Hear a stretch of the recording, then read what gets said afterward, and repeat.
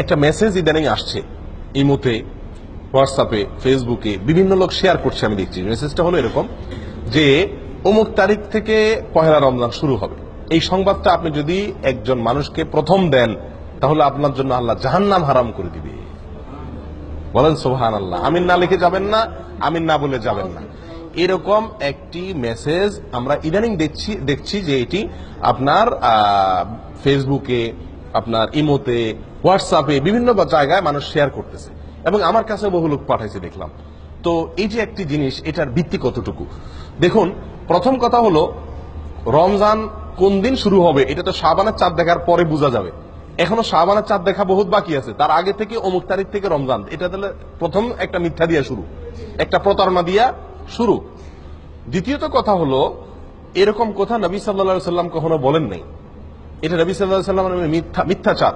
কেউ যদি এই কথা শেয়ার করে, এই কথা অন্যের কাছে পাঠায়, এই কথার প্রচার করে, এই কথাকে লাইক করে, এটাকে ভালো মনে করে কমেন্ট করে, এটাকে বিশ্বাস করে, মনে রাখতে হবে নবী সাল্লাল্লাহু আলাইহি সাল্লামের একটি ভয়াবহ সতর্কবাণী আছে। সেটি হলো, তিনি বলেছেন, মান কাযাবা আলাইয়া মুতাআম্মিদান ফালিয়াতাবাওয়া মাকআদাহু মিনান নার। যে ব্যক্তি আমার বিষয় মিথ্যা প্রচার করবে, আমার নামে কোনো কথা আমি বলি নাই, সেটাকে আমার বলে আমার পক্ষ থেকে প্রচার করবে আমার নামে মিথ্যা কথা, সেই জন্য তার ঠিকানা জাহান্নামে জেনে রাখে, নিশ্চিত জেনে রাখে। মুহাদ্দিসিনে কেরাম বলেন, যত হাদিস আছে সারা পৃথিবীতে, অনেক মুহাদ্দিসদের দৃষ্টিতে সবচাইতে বেশি প্রচারিত, প্রসিদ্ধ, বিশুদ্ধ, মুতাওয়াতির হাদিসগুলোর ভিতরে এই হাদিস অন্যতম। আমি কি বুঝাতে পারছি?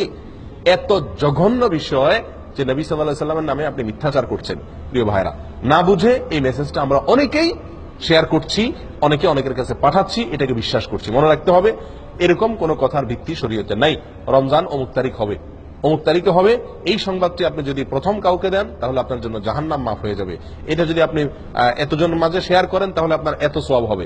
এই সংবাদ শেয়ার করলে গুনাহ হবে, এই সংবাদ শেয়ার করলে গুনাহ হবে, কারণ এটা নবী সাল্লাল্লাহু আলাইহি সাল্লামের নামে মিথ্যা কথা। কোথাও কোনো জাল হাদিসও এরকম কোনো কথা নাই।